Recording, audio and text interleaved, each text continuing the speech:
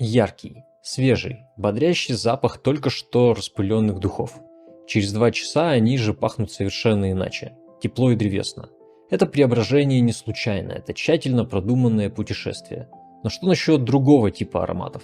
Ароматов, которые пахнут совершенно одинаково с первой секунды после нанесения и до тех пор, пока не исчезнут через несколько часов. Здравствуйте, меня зовут Дмитрий Конопелькин, я парфюмер-любитель.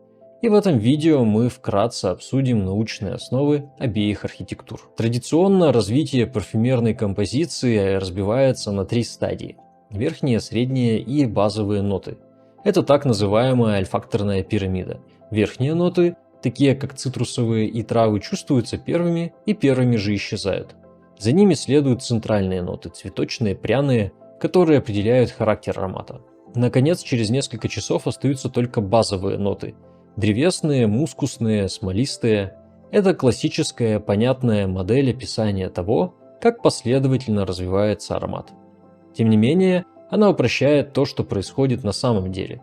Ведь аромат не раскрывается в виде аккуратных отдельных глав.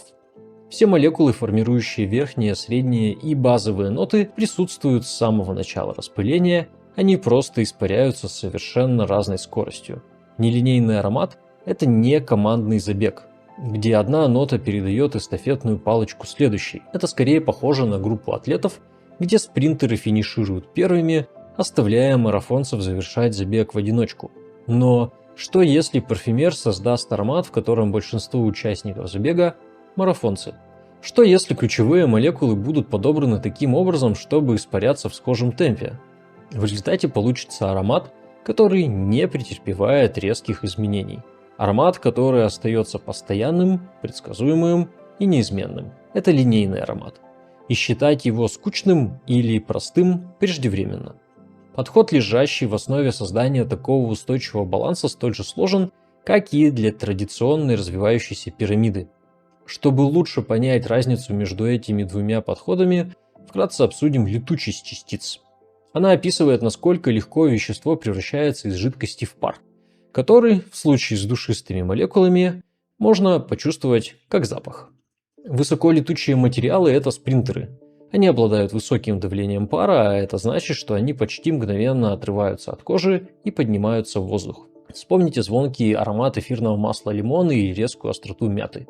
Они придают композиции ощущение свежести, но быстро исчезают, обычно в течение получаса. Материалы с низкой летучестью – это марафонцы. Они обладают низким давлением пара, а значит долго остаются на коже. К ним относятся смолы, плотные древесные ноты и синтетические мускусы. Они не производят сильное первое впечатление, но их стойкость огромна.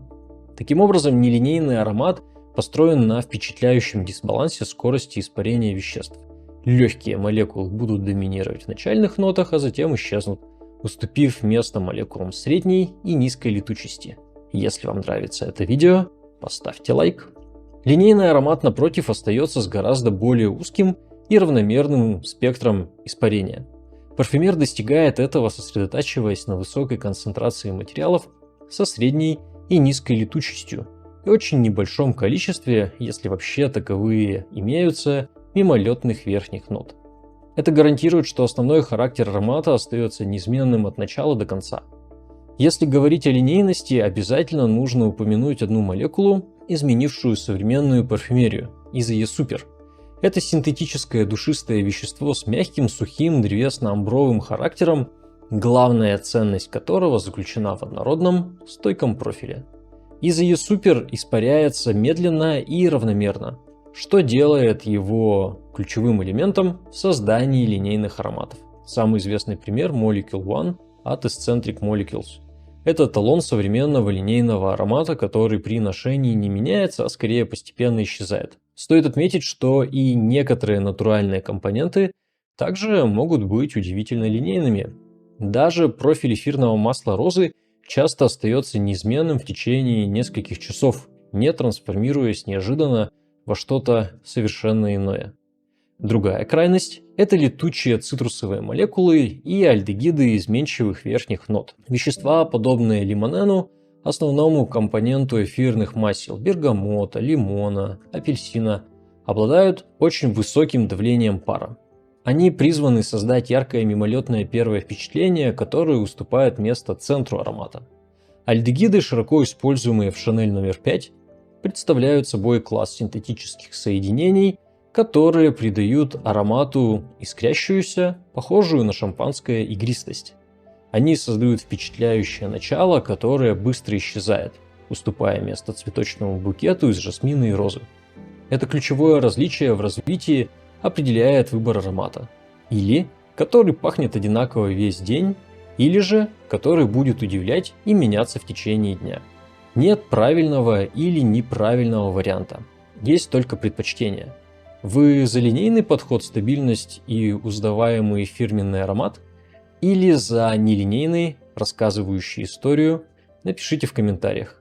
А в следующем видео мы обсудим влияние особенностей кожи на раскрытие парфюмерного профиля.